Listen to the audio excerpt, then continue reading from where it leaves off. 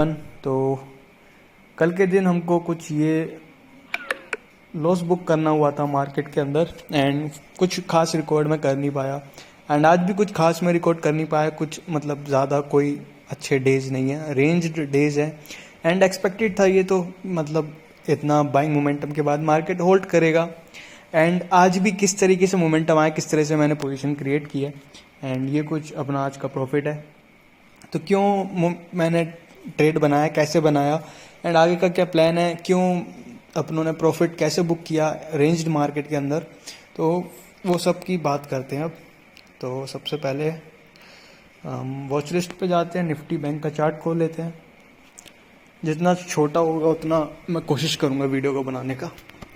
तो सबसे पहली चीज़ आप देखिए ओवरऑल पिक्चर मार्केट की।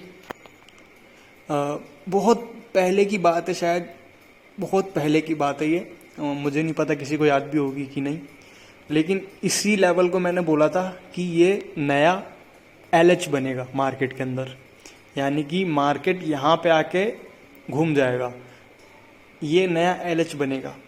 मुझे नहीं पता किसी को वो ग्रुप में याद हो या नहीं याद होगा, लोग भूल जाते हैं, लेकिन खैर मुझे याद है। आप पीछे जाओगे तो आपको शायद मिल भी जाए वो, तो खैर उसको छोड़ते हैं। बाइंग आया मार्केट के अंदर, अच्छा मोमेंटम आ रहा है मार्केट के अंदर, लेकिन क्या मोमेंटम कैरी ऑन हो जाएगा? मार्केट को फ्यूल चाहिए यार, मार्केट को फ्यूल चाहिए जाने के लिए। तो पहली चीज़ ये है कि यहाँ से बहुत ज़्यादा एक्सपेक्टेशन नहीं रखनी है मार्केट से, ठीक है। उसके बाद देखो क्या हुआ मार्केट में, आज किस तरीके से ट्रेड करना था। तो मार्केट में क्या है, सबसे पहले यहाँ पे आप देख सकते हो, यहाँ पे रेजिस्टेंस बन गया है सबसे ऊपर, ठीक है। रेजिस्टेंस बनने के बाद नीचे मार्केट के अंदर क्या है, अभी काफ़ी स्पेस है, यानी कि मार्केट नीचे आ सकता है रिट्रेसमेंट और इन सब ऑर्डर्स को फिल करने के लिए। चलो ये भी हमने देख लिया, लेकिन डायरेक्टली आ जाएगा क्या? डायरेक्टली यहाँ से आ जाएगा क्या? नहीं, ये डायरेक्टली नहीं आ सकता।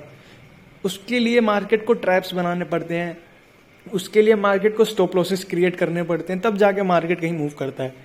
कितने लोगों को याद है, शायद यहाँ का वो डे था, एक सेकेंड मुझे शायद याद नहीं आ रहा कौन सा वो डे था, लेकिन हम चर्चा यही कर रहे थे कि ये शायद वो डे था जहां मैं कह रहा था 1-2 दिन मार्केट होल्ड करेगा और उसके बाद ब्रेकआउट देगा 52,000 समथिंग के लेवल का।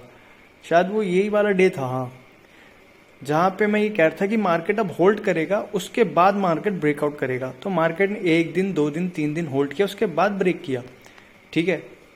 तो मार्केट चलता ही नहीं चले जाएगा ऊपर की, मार्केट चलता चले जाए। फिलहाल यहाँ पे देखिए मार्केट में एक रेजिस्टेंस था।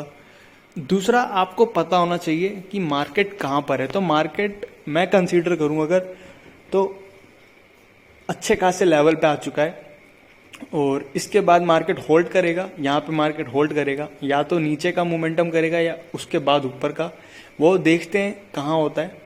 लेकिन अगर आप आज की बात देखें तो आज थी मंथली एक्सपायरी। तो मंथली एक्सपायरी में जैसे ही मार्केट मैंने देखा गैप डाउन हो रहा है, तो बहुत सिंपल ये डे था, बहुत ही सिंपल ये डे था।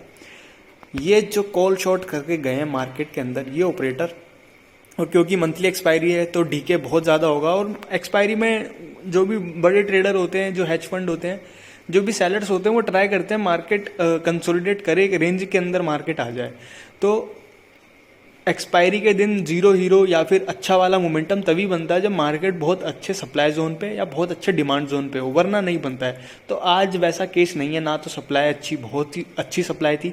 ये नॉर्मल ब्रेक है मार्केट का जो बाइंग के बाद आता है, तो ये कोई सप्लाई तो थी नहीं, ऑल टाइम हाई पे हम हैं, उसके बाद डिमांड तो यहाँ पे है नहीं।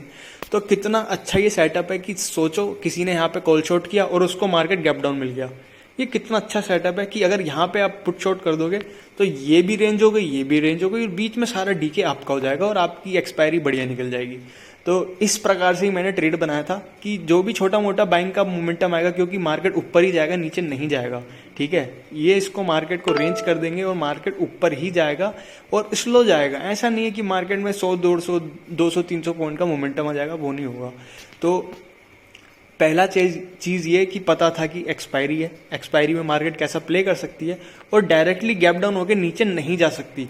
दूसरा, ये वाले जो इंट्राडे ट्रेडर्स थे, बायर्स थे, ये बायर्स थे, इन लोगों को मार्केट ने निकाल दिया गैप डाउन होके, ठीक है। गैप डाउन होने के बाद इन लोगों की लिक्विडिटी ली यहाँ की, ठीक है। उसके बाद नए सेलर्स को इनवाइट कर दिया होगा कि मैं गैप डाउन खुल रही हूँ, तो वो लोग रेडी रहते हैं। कुछ लोगों का ट्रेडिंग स्टाइल ही ऐसा होता है, उनका एल्गोरिदम ऐसा होता है कि प्रीवियस डे और क्लोज एक साथ टूट गए, चलो यहाँ पे शॉर्ट कर दें, उनका सिस्टम शॉर्ट कर देगा। उन लोगों को भी ट्रैप कर लिया एंड मार्केट अपनी रेंज में वापस चले गया। अब देखो मोमेंटम कब आएगा, जब मार्केट इस रेंज के बाहर ट्रेड करना चालू करेगा, तब मोमेंटम हम एक्सपेक्ट करेंगे, वरना स्लो मोमेंटम ही मार्केट करेगा।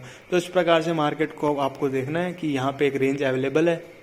तो अगर ये आज की एक्सपायरी कई ट्रेड करके गए होंगे, तो जहाँ तक है ये लोग अपना जो भी प्रॉफिट है वो बुक कर दिया होगा इन लोगों ने। नई एक्सपायरी, नई अब मंथ आएगा तो उसमें देखना है किस हिसाब से ट्रेड होता है। बाकी फिलहाल के लिए ये रेंज है और इसी रेंज को मार्केट अभी रिस्पेक्ट करेगा, तो उसके हिसाब से ट्रेड करना पड़ेगा।